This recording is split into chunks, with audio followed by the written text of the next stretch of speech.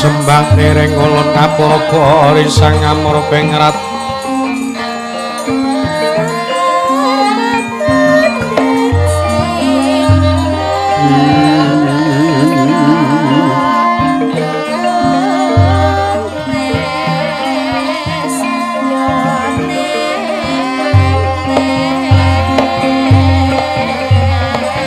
mringsahanan ingkang mringkanan sientase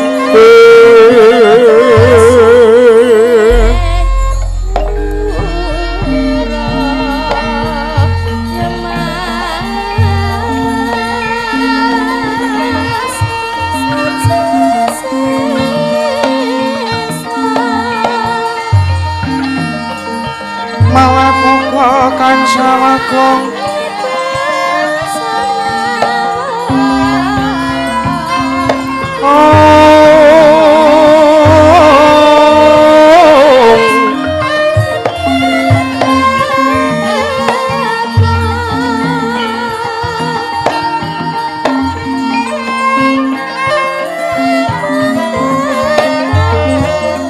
masireng telahan iwang kanine mamuju hengwang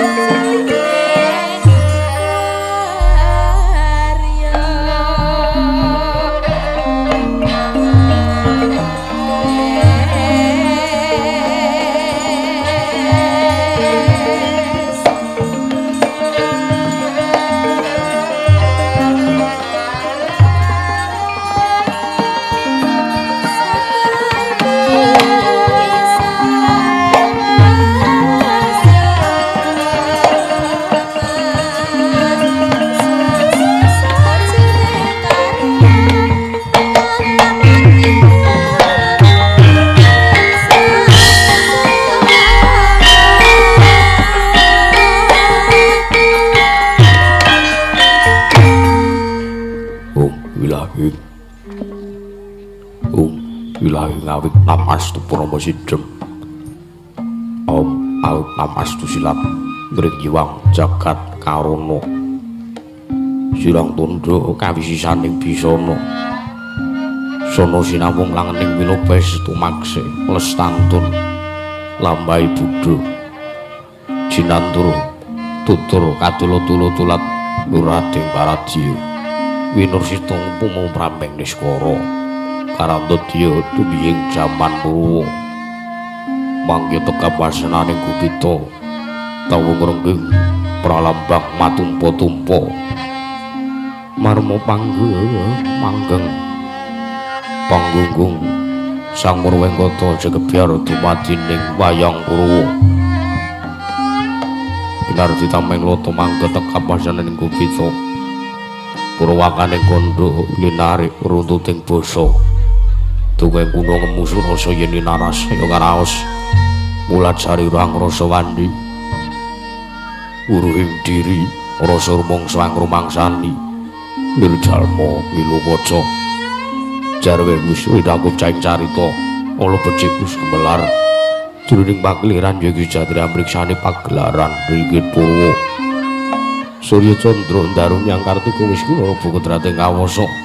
Sahari ratri Angitri bawana Purwa teking Tuksina gilir kemandi. Teman dadi pitanganing dina sasi warsi windu kang sarta abad. Tetunglan pangkarta mangkar kowe isine rabun. Waya jawah pating krembyah dadi padhanging kutu-kutu walang atoga. Burun wono yang buruntu dadi brana tanpa wijalan. Padhang trawang sinane Sang Hyang Renawi ingkang arsa merbawani jagat. Munggung jagat petantuk mungup-mungup munggung kalingan kirabang menganga. Namun kaiksi ayah dilat-dilat bumi. Saya dangu sumurup Sang Hyang Arka. Kados semeblakanan kirene abang esmu jenar kaperbawan sinari Sang Hyang Basanta. Tanem tuh katon ijo ruyu-ruya mangku gunung ingkang biru moyo-moyo. Pucuking gunung kirmulan ngedanu. Pasiluring Prabansana lenggut nganti kaya gunung Makutha Mega. Tan metawis dangu soleh ngawula tasih dene luar sang upaya buka karep Tegal Sawahe. Anglo urcula datanana pedhote sinambi sesendunan sesindenan mikul garukune anggiring raja kayane samanana pirembagan Sumurwangi. Sang Hyang Arka saya dangu saya inggil wis katon muluk sinaring jagat duning kebral papan ur kidul wetan kulon. Sinaring jagat kang sang rebaya dorobote jaba kuwung. Paranti datan wonten ing amadan kukunging praja utawi padukuwan ing mring apus. Meningi papan ingkang endah gumerlap. Papane mawa cahya sumamburat. Dasarnya nadyanto wujuding karang pradisan karang pradisunan den tata mawi unggah-ungguh ing kaprajan miwah pranataning negara miwah agama. Dasarnya pratitis anggonya pranata padukuwan ingkang genya maranata sanggiring para kawula. Wasis waskita ing Estinadyanto srogal-srogal watekane pambegane kecul kumarucul nanging para kawula samya sumuyut marang ngersaning Sang ingkang amengku kebawat keperintah padukuwaning mring apus.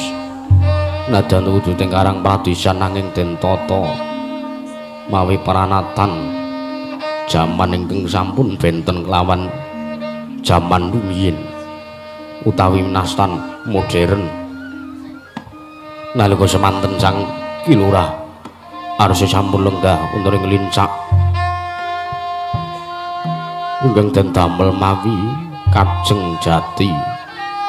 Nalika semanten mulat rawuhipun sesepuh ingkang kadempel sigra jeluk mandhap saking lincak panenggih menika ta wernane Panakawaning mring apus panenggih Sang Kilurah Bagong ya Kilurah Kacepot.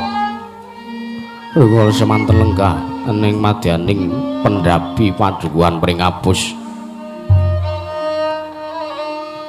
angaturi rawuhipun ingkang rama inggih sesepuh ingkang kadempel Pamong Agung ing negari Ngamarta panenggih Kilurah Semar Badranaya ya Sang Kyai Nayantaka ya Sang Hyang Ismaya. Nalika semanten kemareng sampun lenggah ning madaning lincak suwira sampun cemawi saning madyaning meja utawi bangku ananging menika wernane teh poci mawi gendhis batu dasara wonten sampun cemawis wujuding sesklobot dadi sarana endah lan tentreming kagunan madaning pepanggihan repat agung pendabi padukaning pringapus mungling peksi kutut ingkang nedya manggung ndadosaken sarana tentrem yawadin trimadaning padukuhan pringapus mingsir saking palenggan inggih menika arawipun Sang Lurah Nala Garing kadharaken ugi Lurah Petruk pangono pangudas maraning Sang Lurah Bagong arsa nimbali mban Jedi nedya nyemawisaken dhaharan miwah unjukan pangono pangudas maring dringkeng dring kababaring lisan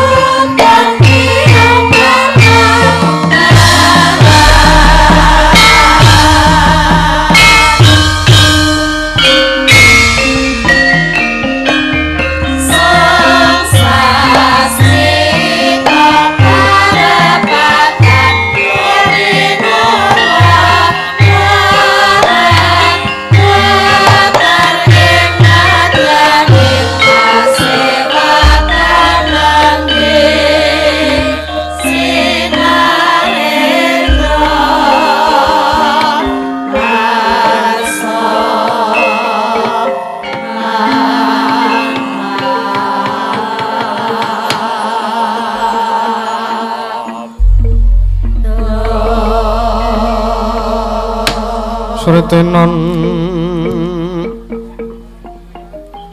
neng pasewakan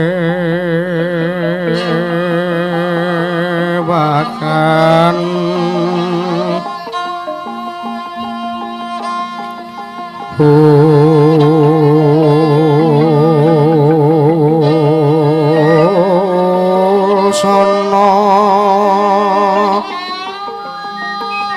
maneka warna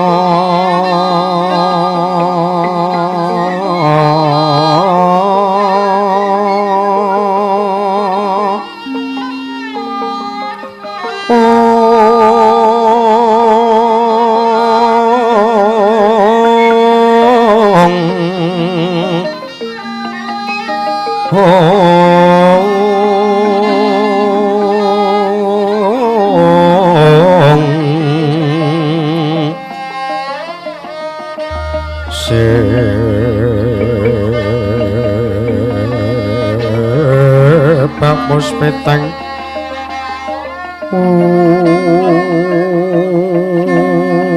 Udyono miang pansrah sarwa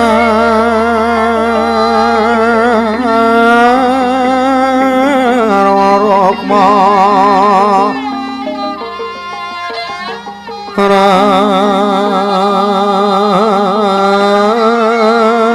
ranggeng manik ora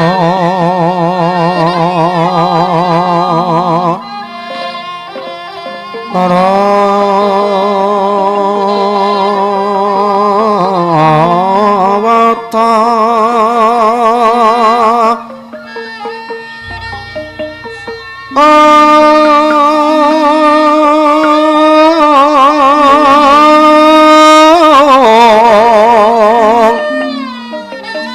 Pra prabanya sumerat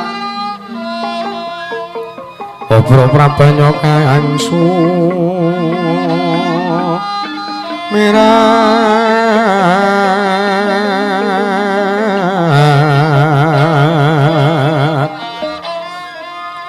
kenyareng teca kalewaran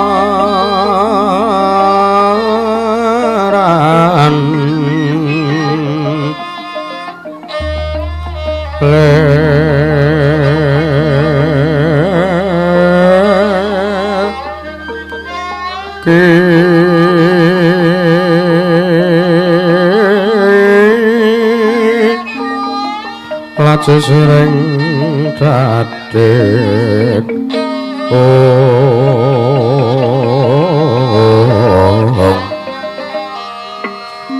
wimpo kandha mrek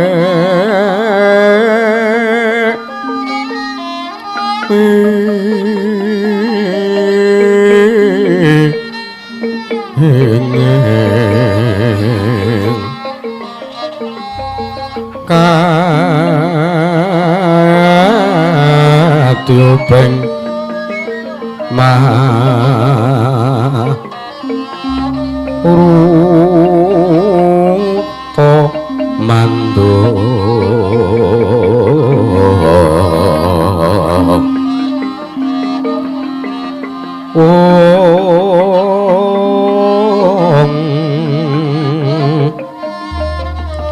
separan mangambar ungas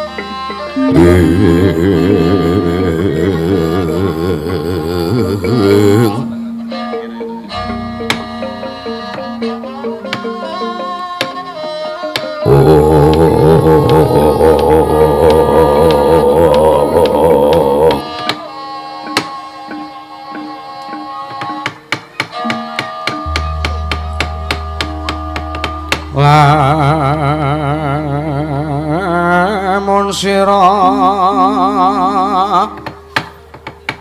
anggekuru kaki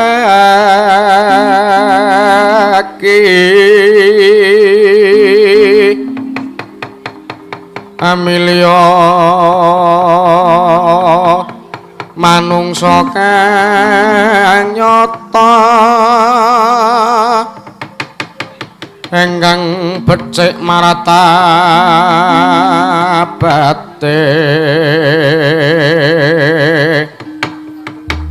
sarta kawruhing hukum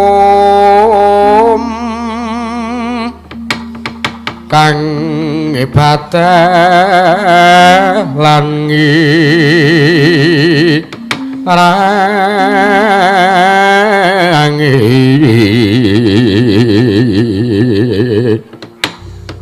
saka oleh wong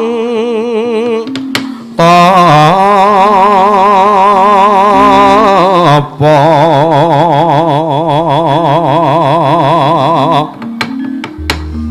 ingkang was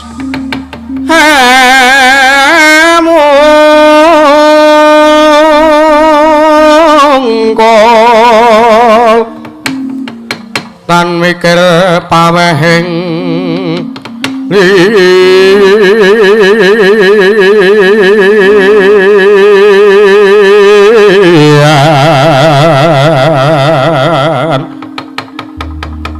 iku pantes Kuranana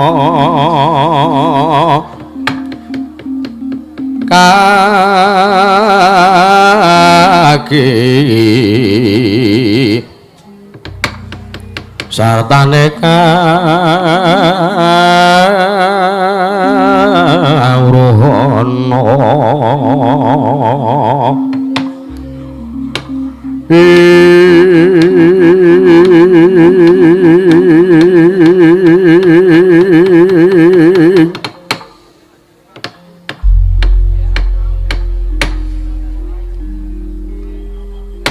Astungkara sidam saring bawana langgeng.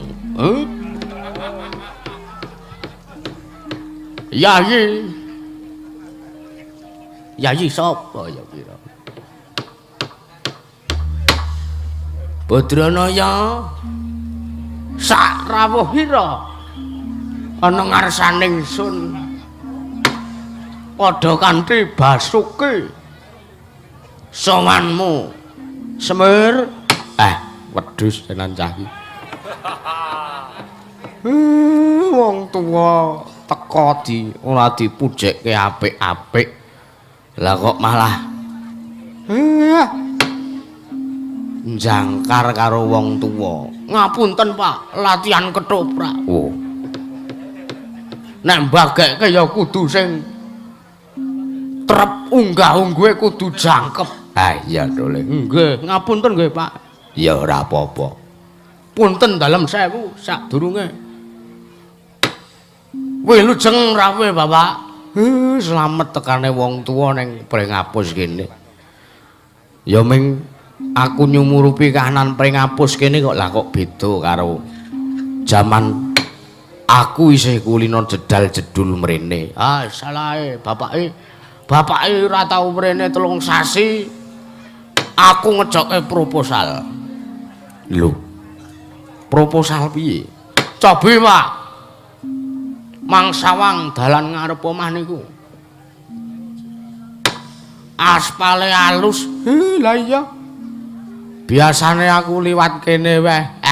Nek ora nggawa sendal rangkep 5 gegriul-griul sikilku dole. Lah ning saiki kok aku ora sendalan weh. Kepenak tak nggo mlaku. Nggih, ya ming akeh rengite, Pak. Ora apa-apa. Mbah iki ya. Ketiga kok kaya rendeng apane. Ora apa-apa.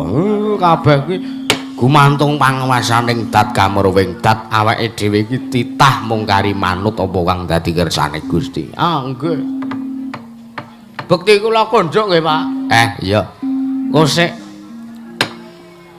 saurunge tak tampa lehmu atur bekti karo aku ning kosek role. Pripun, Mak? Kowe iki sing di omah kok lingguh ning ngisor. Wah. Arep kula sing kagungan dalem. Kula ya kudu nglembah manah. Jernatane tamu kuwi kudu tak prajakke tenanan. Oh ngono. Prinsip kula tamu adalah raja. Ngono nggih, Pak. Mula nek tamu kula sak iso-iso kula sopan, kula lungguh teng isor. Luwih-luwih dinten niki sing mertamu teng gubuk kula mriki dewa inggih menika Sang Hyang Bathara Ismadi. Ismadi ngawur, Ismaya nggih Sang Hyang Ismaya. Dewaning apa ya kira-kira aja banget-banget nggonmu ngalem karo bapakmu. Mergo aku ki ya ming wong kere, aku ki ming derajate ngaceplek, aku ki ming Panakawan lho Le. Panakawan nek sugih utangan sugih kabagyan sugih katentreman dimereni wong akeh. Mergo jaman saiki ki akeh wong sing sugih ning ora padha tentrem atine. Kayata ning kene iki padha tentrem atine Masinamatan daya dinayan. Luwe-luwe do dadi miliarder dadakan. Lah kepiye kok ngono? Mergo ya pekarangane utawa omahe kena pembangunan jalan. Lah sebagai liru diwenehi pirang-pirang miliar. Wekasan bangun omah apik-apik, ya so mobil ya sing medeni tenan. Ha iya, mula kalah daerah nggen kula kalah kalih daerah ngriki, Pak. Mula to daerah nggonku ki dalane gluthik. Dalan gluthik wis ora trima-trima. Ha iya. Kula ngumbahke gerobak tekan omah ya mung bleduken. Sangka ngarepan omah sing dalane wis kaya kali. Ora apa-apa to Le, muga-muga ndang iso diaspal. Lah nggih, Pak, mboten napa-napa. Anggere enten wong balekke sebrakan teng kula lak nggih mutus. Ha iya. Ora apa-apa, wis tak potong selawe wong wis mijeti sirahku. Ya iya to Le. Kang Gareng, Kakang Mas sing bagus dhewe. Wilujeng rawuh Kang. Duh. Pisan iki aku dihormati karo Bagong. Weh, nek kowe ora mertamu rene ya liya cerita, Bu. Pahit nek ngono. Ya ora apa-apa wong Bagong iki watake ngono kuwi kae. Pamujimu De Bagong. Slamet tek aku. Eneng pedukuhan Pringapus kene. Sembahku katur ya Kang. Pangestuku Tampanana.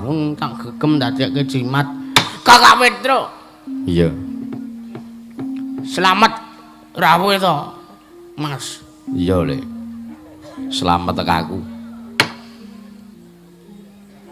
Ya mong salam taklimku Tampanana ya, Gong. Sembahku Tampanan ya. Putuku ndi? Putune sampean sinten, Pak? Ora engko sik. Sing topine sok diwalik nek nganggo. Niki mau mlebet sekolah. Lah anak kula mungkur jenengan nembe rawuh mriki. Drong arep tak nehi sangu. Duit jajan kok malah wis mangkat. Nek ngoten saged sampean paringke kula mengke kula sukane anak kula. Ora usah mengko ndak pok caluk. Ora apa-apa, Pak. Lah kok sik putune jenengan sing sinten? Kae lho si Wagimin kae.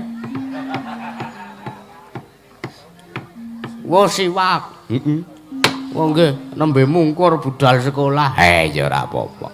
Ha iki ngene lho Le, engko sik kaget rasane atiku esuk-esuk kok kowe nimbali karo bapakmu ki eneng wigati apa? Ayo to. Aku tak ngrungokke pangandikamu aturmu arep eneng wigati apa? Aku bingung. Esuk-esuk aku dikon teka ning Pringapus ki eneng apa to, Le? Niki ngaten, Pak.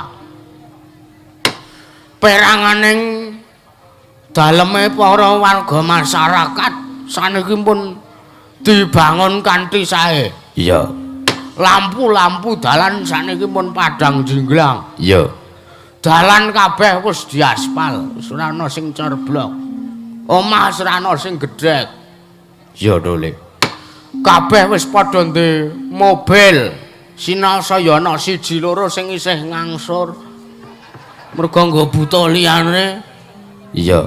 Niku kula wis rumangsa seneng, Pak. Mergo leh kula ngejoke proposal niki cen dadi tenan. Numusi nang ngersane para warga masyarakat. Iya. Ning enten setunggal perkara sing isih kula ngrasa durung nyaman. Apa to, Le? Kekompakane para warga niki lho. Coba to nuwun sewu. Kula ngejoke proposal niku le montang-manting ming kula kalih anak bojo kula. Warga niku mboten wonten siji wae sing ngewangi kalih kula. Mbok RT ora ana sing ngewangi kalih kula. Monggo tanda tangan RT ki utama lho, Pak. Iya. Ya wis ora apa-apa, minangka perwakilan kula mawon minangka dukuh ngejoke proposal. Arepa ndadak mempalsukan tanda tangan RT ya kuwi terdesak tenan arepa ngapusi ora apa-apa. Mergo RT-ne wae ora kompak kalih kula. Ngono to, Le. Nggih. Lah mula kanan sing kaya ngeten iki niki ajeng kula dandani, Pak.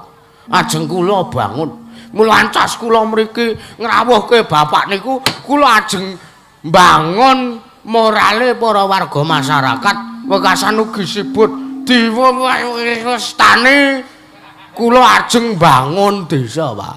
Anjra ingkang puspitarum. Ora pas iki rasane. Lah kok arep dibangun lire piye? Lah niku lho. Sing kula aturke warga wis kompak, omahe apik kabeh, papane magrong-magrong, ning isih padha seneng rerasanan. Contone ngarep kula niku. Niku ki omah loro niku siji ndek Pajero, sing siji duwe Land Cruiser.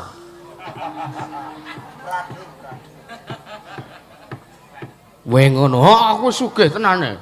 Ngalahi aku. Mongko pangkat kuwi dukun nang kene gek tumpak aku ming keri. Ya ora apa-apa to, Le, sak anane sik. Heeh. Niku wong loro niku wis padha-padha le kecukupan ning isih padha meri. Contone sing omah siji niku sing ndek Pajero. Wingi agi wae ngedukna kulkas sing sijine sing ndek Land Cruiser ki iri, Pak. Mongko kulkase kuwi pintu 2. Gek sing ndek Pajero kuwi kulkase mung kulkas second. Iya. Lah kok iso dimereni? Kok sik to? Iki kula bingung sing ngoten niku. Mongko nek sing siji niku gaweane jelas niku bakul neng pasar, ya pasar iwak, ya sisa nyambi nelayan. Lah nek sing siji sing ndek Pajero niku dereng genah pekerjaane napa lah. Mbok bilih niku sing marai meri. Ya to, Le. Wong nyatane nggih nuwun sewu. Wong ki arep ora ketok kerja, ketoke kaya ora tau metu saka omah mangkat ning kantor, ning ditengalir terus.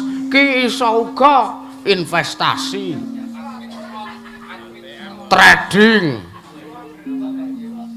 YouTuber lan sak piturute. Lah ning ki mesti asumsine warga masyarakat mesti wong kuwi ngingu tuyul, mongko urung genah. Monggo rung genah nek wong kuwi ngingu tuyul, ana warga sing kelangan dhuwit, akhire dikait-kaitke, disangkut-sangkutke, mongko wong sing dicurigae kuwi mono urung karuan nek wong kuwi ngingu tuyul. Ngono ra nggih. Mula kanan sing kaya ngene iki ajeng kula bangun. Ning kula bingung mergo enten syarate sing kula ora iso ngaturke, Pak. Ayo gek disuluki Padang. Iya. Anjra ingkang puspitarum asliring samirana amrit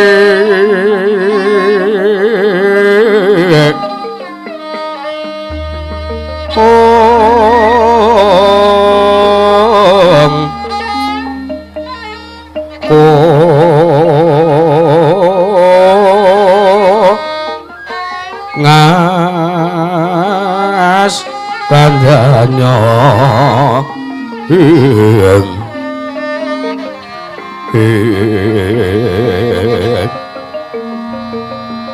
maweranas retnaning driya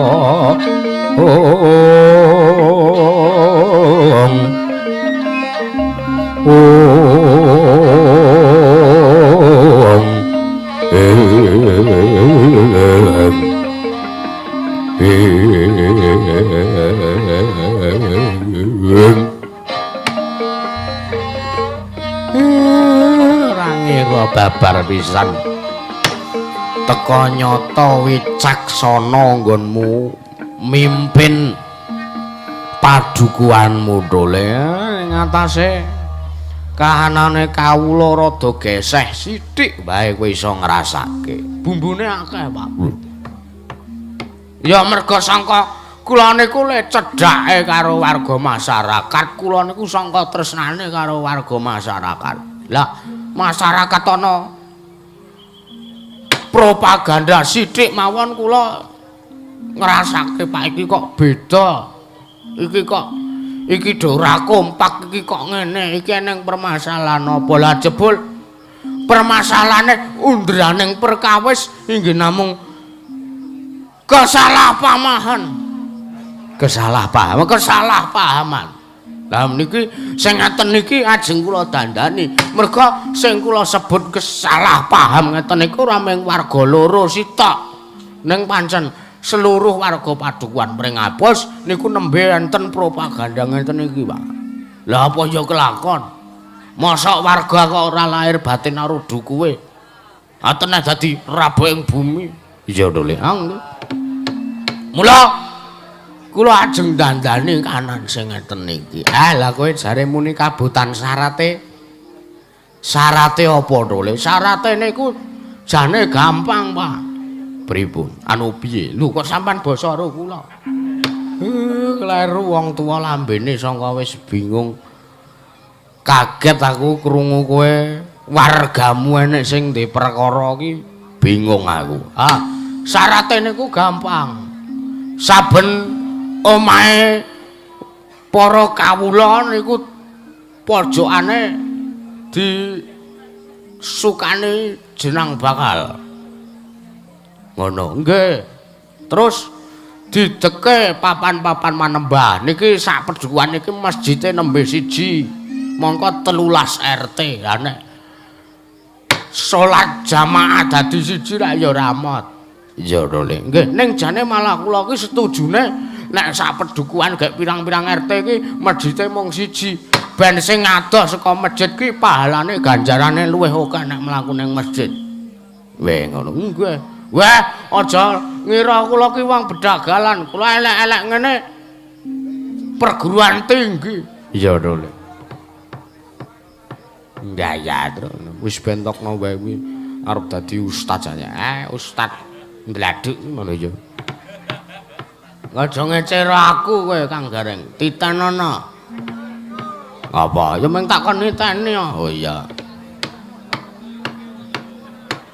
Niku syarate niku iya to Le sing keri dhewe syarate nang tengah-tengahe pertapan kudu ditumbali ateges ana wujuding sesaji kurban lah apa kowe kabutan ora ndek dana arep tuku ndas kebu mboten niku sajene mboten niku sesaji kurbane senes niku nang iki wujude ora neng belahan dunia ngendi wae ora ana sing ajeng kula sebut kene iki Pak merga kudu dipendemi wujude siji pelemper tangga jiwa angka kalih jambu dipanirmana lah kula bingung iki entuke nendi kula golek teng pasar ngendi mawon ora ana pelem sing jenenge pelemper tangga jiwa karo jambu dipanirmana bakule malah bingung kula takoni mula kula takon kalih bapak niku janjane nek ajeng golek teng pundi Pak Segrabala kang tumingal Prangacampa samya medali air tadet wilateng kota danyanggung mangun sang niti benjang sang aji ladi nyong dali wumus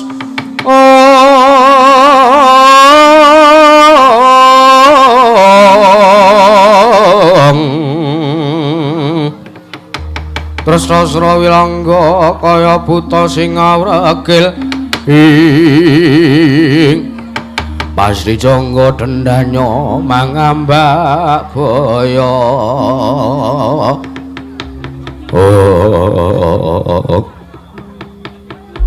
lah nek kowe mbutuhke kuwi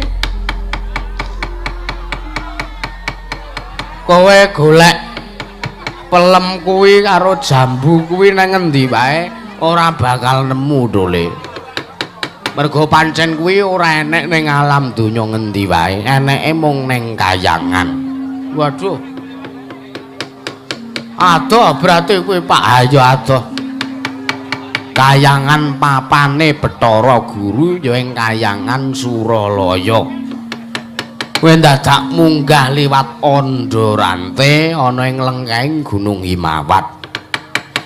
Jan-jane kayangan ki papane jan walere utawa walang sangkere gedhe tenaning gandeng kowe ki anakku nuwun sewu aku ki dewa.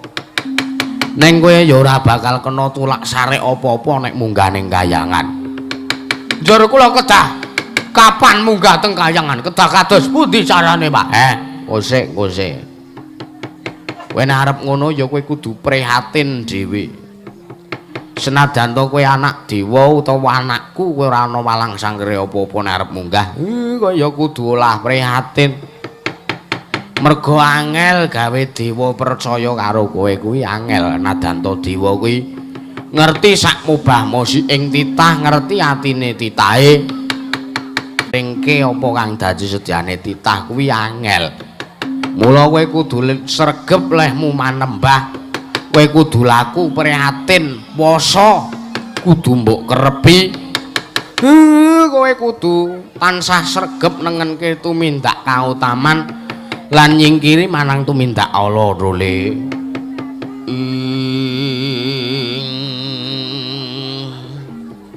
katriku mulung mangrempet mulane jenengan Jawa kula kudu basa mboten saged. Ngeten mawon. Kula niku krungu kondange jare bapak niku kakangne Bathara Guru. Ha iya, bapak ki Bathara Dosen. Udu. Bapak ki Bathara Wismaya jare kakangne Bathara Guru. Ha mula kula nuwun tulung. Nek sampean nyoto sampean ki kakangne Bathara Guru kan rawuh ngriki wae. Aku wedi keneng maler role. Ora mungkin ana wong enom kok arep malati. Arep masang walat karo wong tuwa ya ora bakal iso. Tak cobane wae. Manik Maya takone teka mrene nek gelem ya berarti sing nganggep kadang aku. Ning nek ora gelem ya sing gedhe pangapuramu kowe munggah dhewe ning kayangan role. Semareka den prayitna semurire kopel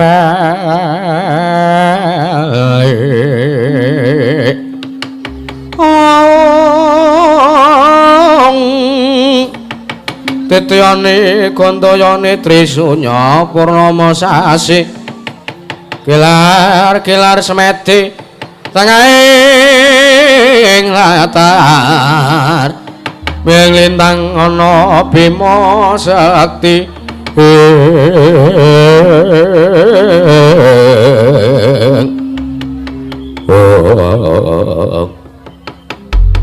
Sikra ndumuk kunjunge Sang Kelurah Semar Pudrana nalika semanten bakal duwe gawe animbali ingkang rayi Sang Hyang Manik Maya ya Sang Jagat Kirinata lumantar aji pamling kedadak kadorokasan wonten mega peteng keng anutupi kawontenan padukaning mring abus sireping mega katon den belah kaya dene wujudan ingkang anyigar mega kula wau tumuli wonten gondo ingkang ambabar arum ananging menika warnane jawatane para dewa nalindra ing kayuwangan Suralaya lan ing Sang Hyang Jagat Kirata ingkang prapta wonten ing padukan Wringapus cumlorot saking dirgantara kaya dalu tetarengan sinaretan gondo ambabar wangi karya kagiat kang sami mulat pangrombeng para kawula Kancana Dewa Medun Kancana Dewa Medun minggir kanca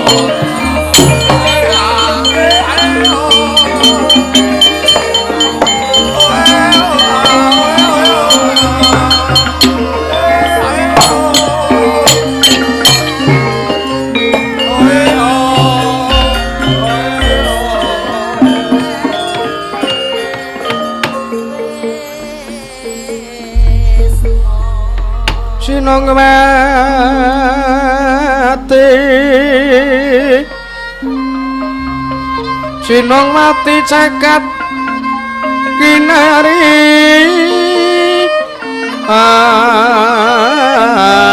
among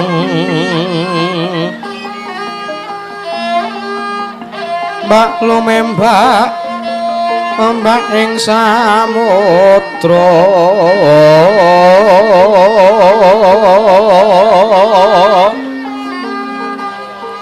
ae ana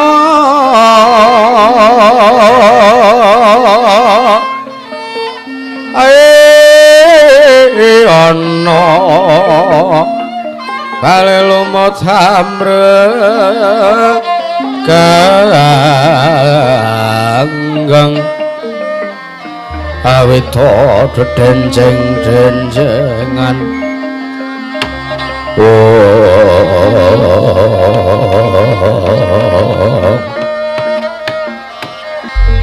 Astungkara sidam sekaring bawana langgeng Kakang Nayantaka Kakang Semar Badranaya kula nyuwun pangapunten sewu-sewu kalepatanipun ingkang rayipun Manikmaya tadah wadana Kakang Nayantaka wondene paduka Kakang Nayantaka ndika animbali dhumateng pratanipun ingkang rayipun Manikmaya wonten ing padukuhan Wringapus Kakang Nayantaka Manikmaya sing gedhe pangapuramu ya. Dene aku wani nimbali utawa ngrawuhke karo kowe eneng padukuhan Pringapus kene. Merga ya pancen ana wigati sing arep tak aturke karo kowe. Inggih Kakang Nayantaka, eneng sing gedhe pangapuramu. Dudu kok aku sing duwe butuh karo kowe, ning anakku Bagong kepengin supayane kowe rawuh eneng padukuhan Pringapus kene. Wah, ladal. Biyo. Lah kok dadi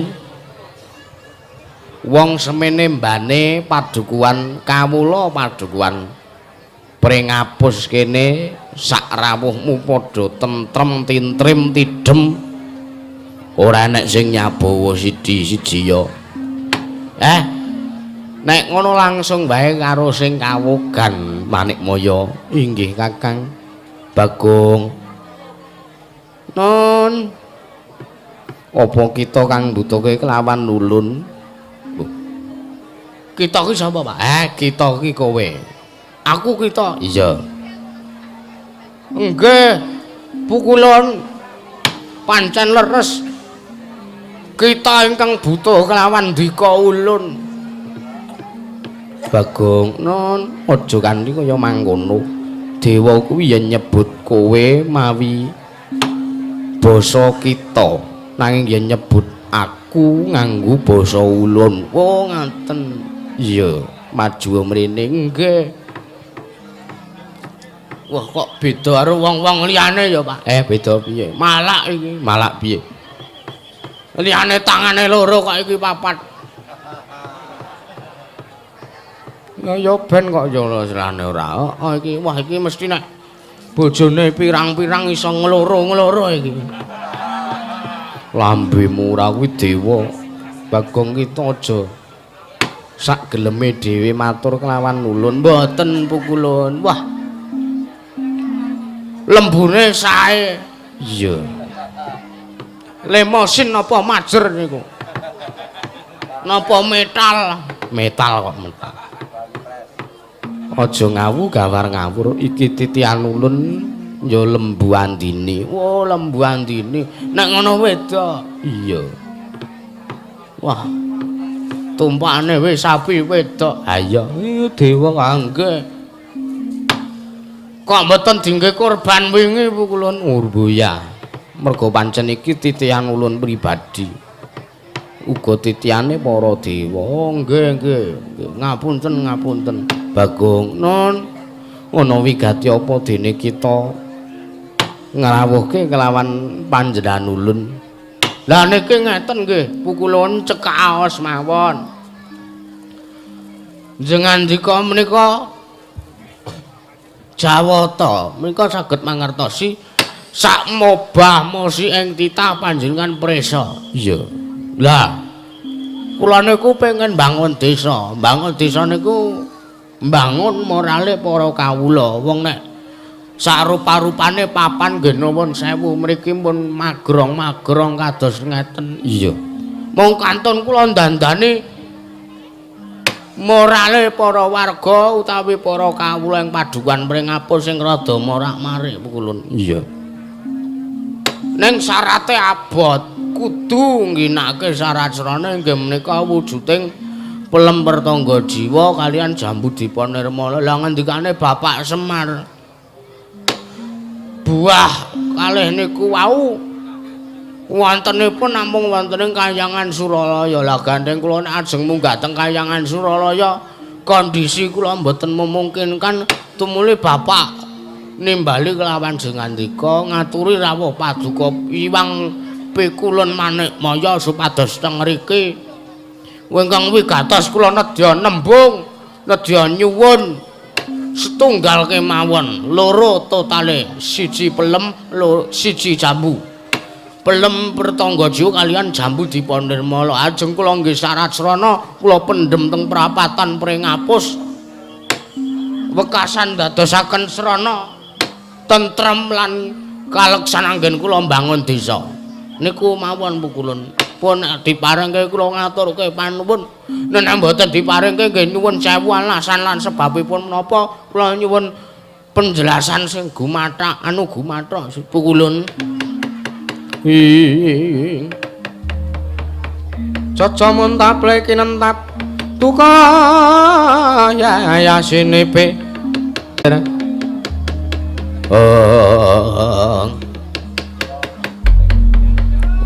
Mas Tunga sidam sekaring bawana langgeng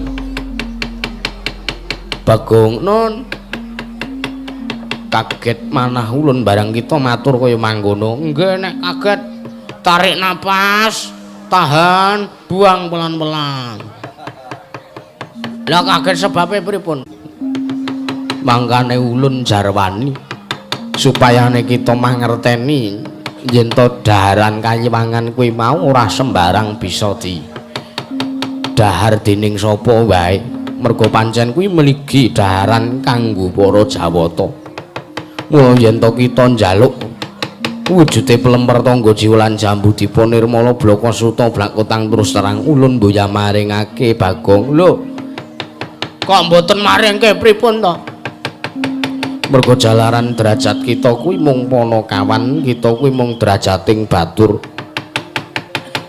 kita kuwi ora duwe wewenang tumrap kayangan jernyatane kita kuwi mung derajating pamong teka kita wani nembung utawa wani njaluk wujude pelemper tangga jiwa lan jambu dipun nirmala siji meneh kita duweni loro kaluputan sepisan kita wis wani utusan kelawan bapak kita ya kuwi Kakang Nayantaka supayane nimbali utawane ngrawuhke kelawan panjenengan ulun kang angka loro luput kita wani nembung pelemper tangga jiwa lan jambu dipun nirmala lan luput kita siji meneh ya kuwi ning atase kuwi daharane para Jawata teka kita wani nerak pancak merajang perbatang kita bakal nembung bakal njaluk kinarya sarana anggon kita gawe sarana rancaking gegayuhan kita nggon kita bakal bangun desa mongko wujude pelem lan jambu kuwi mau mung bakal dipendhem ana ing sak telenging perapatan agung nguning padukan mring abus Bagong mboya sak lumrahe daharane para dewa sing derajate pancen dhuwur teka diasorke kelawan derajat kita ning atase pelem kuwi derajate dhuwur wah kuwi mau derajate dhuwur dadi darane para Jawata teka kita wani mendhem wujude pelem kuwi mau mestine wae ulun bakal menehi pidana kelawan jeneng kita yen to kita ngasih ora gelem murungake gegayuhan kita nggone bakal mbangun desa Bagong kaget trisang kapirang urinanggul kinempet kempet dosang retnaning bawana lho nuwun sewu sebabe napa kok kula diwestani kula mboten duwe weneng tumrap kayangan miwah tumrap daharan menika kula wau mergo derajat kita mung Panakawan lho mengke riyen kula niki anake sinten kita atmajane Kakang Nayantaka mumen ndase nuwun sewu jenengan kon iki suarane rakyat suarane kawula cilik angger sing butuh kawula cilik kaya kula kok dewane ngal-ngal dewane gawe perkara alusane iki alusane kuwi kowe iki Panakawan kowe iki mung batur kowe iki ora ndek wenang apa-apa alusane le werna-werna nek sing butuhke kawula cilik kaya kula pagiliran angger dewa sing butuhke ndara-ndara kula Pandhawa ndara-ndara kula ndara Puntadewa ndara Werkudara ndara Janaka lan sanes-sanese dewane do medhun ting clurut do pacisan mikir ora coba apa adil kaya ngoten niku sampean nek ngoten dewa kuwi sing jare adil sing tinresnanan marang sesami kabeh titahe kuwi mengaya wara Bagong kita aja wani kelawan panjenengan ulun iki ora wani niki kula kula matur niku tesih mawi unggah-ungguh basa ingkang trep lan ingkang jangkep cobi ta dipikir kudune sampean niku mikir kawula cilik niku nggih titahe panjenengan titah panjenengan ugi niki titah pujangkara sing butuh digatekke marang panguwasaning Drat Kamarwengdat Lah Gusti niku utusan para dewa. Dewa niku nayakaning Gusti. Lah kok dewa njaluk disembah-sembah. Dewa njaluk disubya-subya. Maka kula niku nyuwune karo Gusti Kang Karya Jagat. Lah lantaran sing ngabulke panjenengan merga sing kagungan pelem pertangga jiwa kalih jambu dipun nirmala niku mung panjenengan. Lah kok panjenengan mboten maringke kalih kula niku lara ati kula. Iya Manik Maya, kowe iki kepiye to? Kurang piye lehku ngalah karo kowe? Zaman semono nalikane aku padha padu karo Kakang Togok mung merga perkara sepele. Aku karo Kakang Tejo Maya ya Tejo Mantri kok kandhake karo bapak ya Sang Hyang Tunggal. Nek aku rebut kalungguhan bakal lungguh dadi nalendraning para dewa. Tumuli aku ngalah, aku nguntal gunung sisih wetan lan Kakang Tejo Maya nguntal gunung sisih kulon. Ngasih ke anakku dadi kaya ngene, ngasih aku medun ning jagat. Lah kok anakku Bagong meng arep njaluk buah loro kok ora tok penehi. Inggih, kurang piye lehku ngalah karo kowe? Kurang piye lehku duwe lelabuhan gedhe karo kowe. Ngasih saiki kowe lungguh ning Sila Kandawaru binangun kowe lungguh ngedangkrang. Sila tumpang kendangan dengkul dadi nalendraning para dewa. Aku mung trima urip kere. Arep mangan wae aku utang. Lah kok kowe kok sak geleme dhewe karo anakku. Iki anakku, iki ya ponakanmu. Aku ki kakangmu, aku ki ya dewa, aku ki ya diwenang tumrap kayangan. Cara aku ki urung semeleh pakartiku, aku wis ngamuk ning kayangan lho Bathara Guru.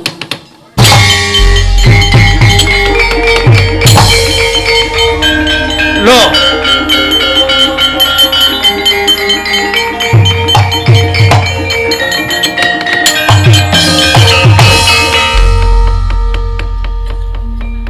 Klepat lunga Pak. Wis ben.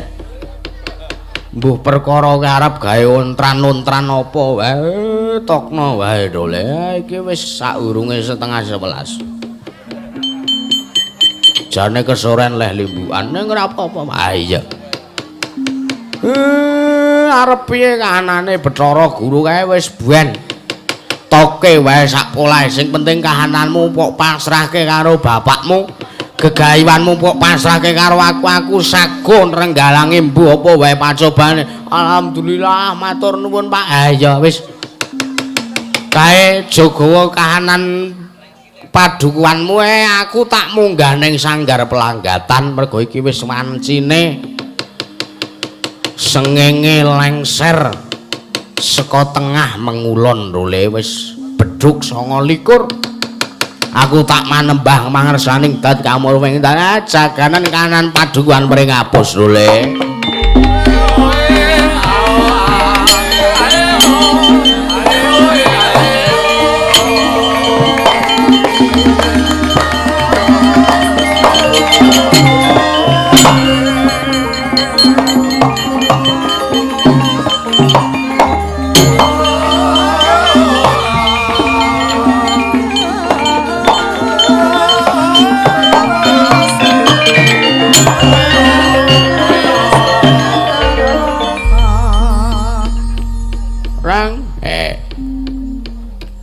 Dewa medun ngewangi aku ya siap. Terus bela aku ya terus wis santai wae tak belane heeh. Mbah iso perang ora aku karo dewa-dewa jare sekti ampuh. Ayo mesti kaya dewa kok. Heeh. Bapak neng musala. Ya. Ayo jaga tunggu kanan pring apus. Ayo dole heeh mbok menawa nek limbukane wis lekas ya. Ditunggu kanan neng padukuhan paling apus. Ayo wis tak dereke. Ayo Gong tak dereke Gong.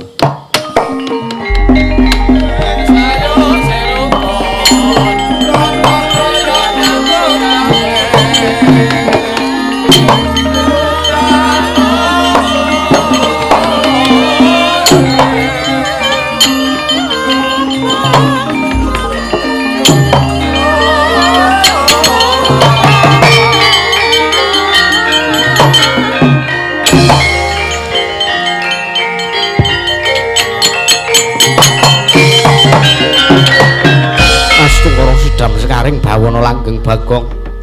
Wis kliwat pakarti kita aja takon dosa ulun ngawe Durandara. Para Jawata ngebiyuki marang padukuanmu aja takon dosa gawe karang abang padukuan kita Bagong.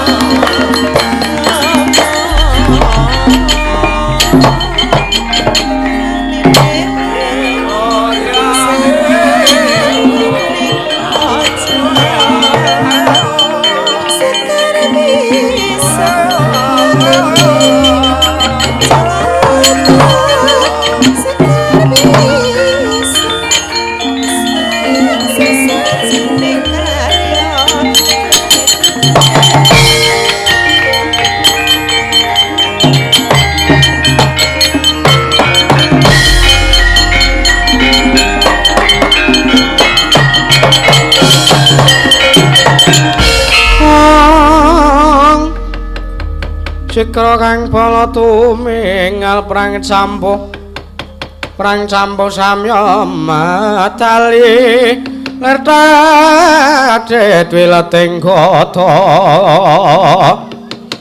danyangkung manguncang niti benjang sang aji micil ladenya ngetali wuwus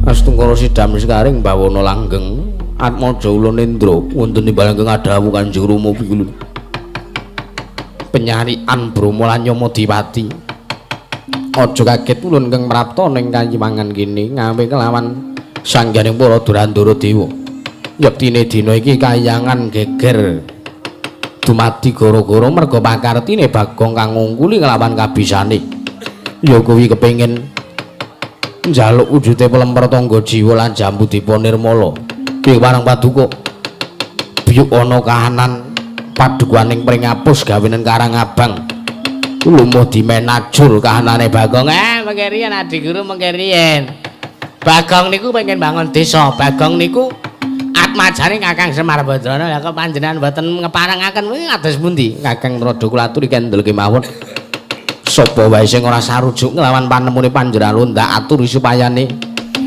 mbuya usah melu-melu perkarane panjenengan ulun pun nggih pun kula tak ora melu-melu wis jagung perkarane tanggung jagung bakarane tanggung perkalane lho Di Guru nggih Kakang Rada wis Endra Brama Yamadewati lan kabeh wae budhal ngebiyuki marang kanan padukan pringapus sendika ngestuaken dawuh nyuwun pamit padal pasilan Kanjeng Rama.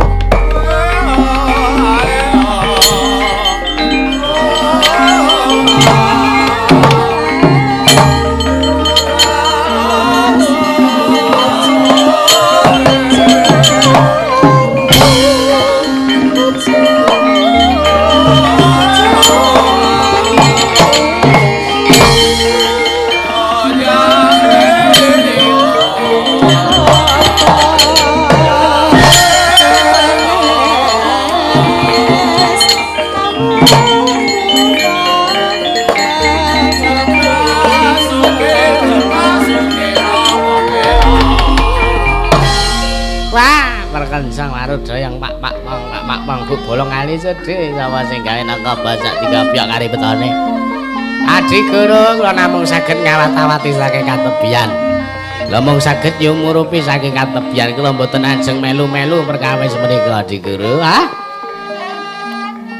Bagong iki jan bocah sing jujur, muga-muga Gusti panguwasane ing dan kamar wendan ngayomi karo kowe ya Bagong.